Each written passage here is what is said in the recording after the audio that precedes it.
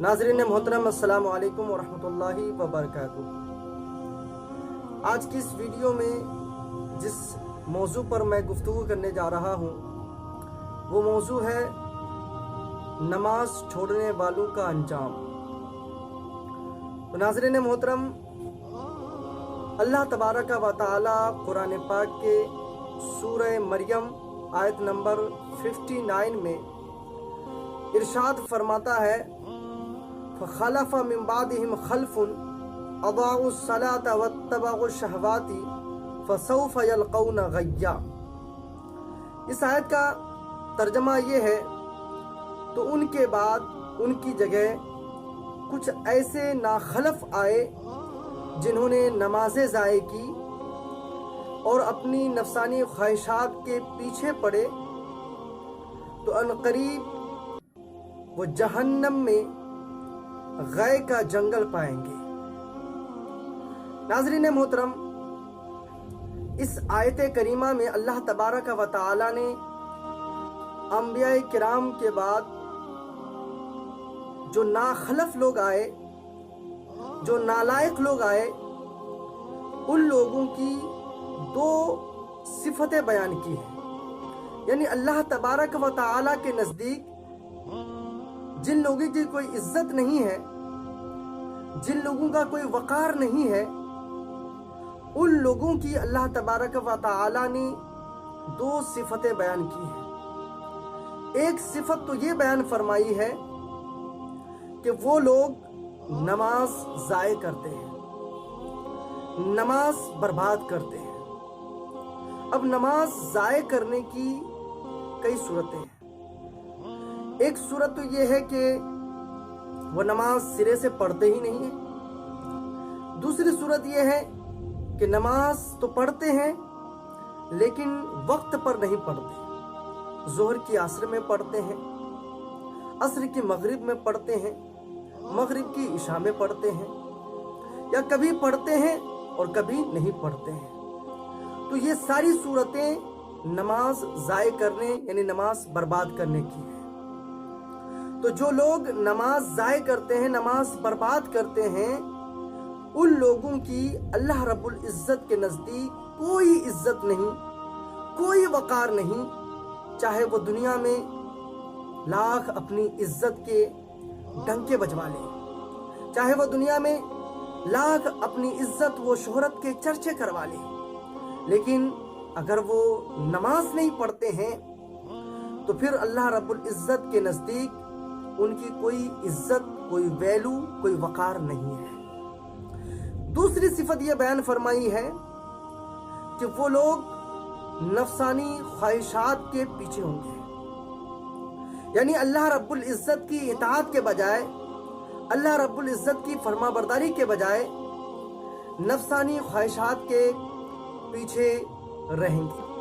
नाज़रीन, नमाज छोड़ने वालों के लिए अहादीस करीमा में बड़ी बड़ी वईदें आई हैं।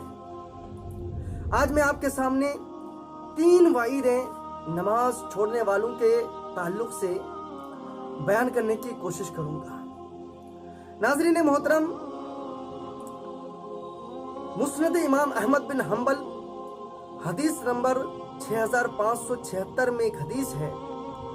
अल्लाह के रसूल सल्लल्लाहु अलैहि वसल्लम इरशाद फरमाते हैं, मन हाफ़ज़ा अला सलाति कानत लहू नूरन व बुरहानन व नजातन यौमल क़ियामह व मन लम युहाफ़िज़ अलैहा लम यकुन लहू नूरुन वला बुरहानुन वला नजातुन व हुशिरा यौमल क़ियामति मा फ़िरऔना व हामान व क़ारून व उबय बिन खलफ।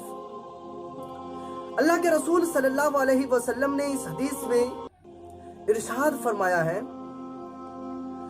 कि जो शख्स नमाज की हिफाजत करता है, ये नमाज क़यामत के दिन उसके लिए नूर बन जाती है।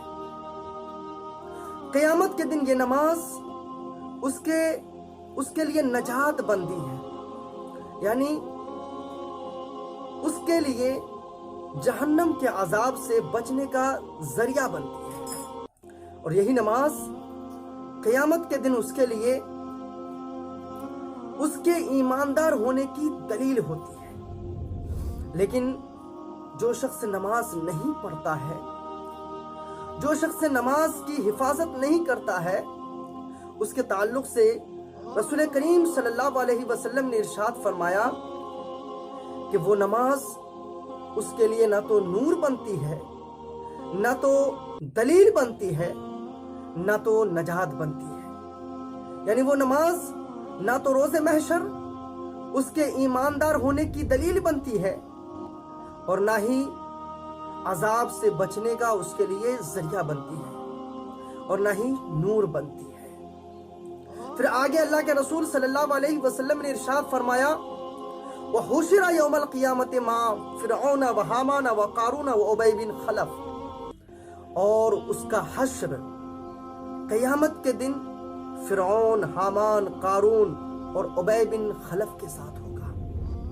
اسی طرح سے ایک حدیث ہے الترغیب و ترہیب جلد 1 صفحہ نمبر 264 میں، یہ حدیث ہے حضرت ام ایمن سے روایت ہے، سرکار دو عالم صلی اللہ علیہ وسلم ارشاد فرماتے ہیں لا تترک الصلاۃ متعمدا فانه من ترک الصلاۃ متعمدا فقط برئت منہ ذمۃ اللہ ورسولہ۔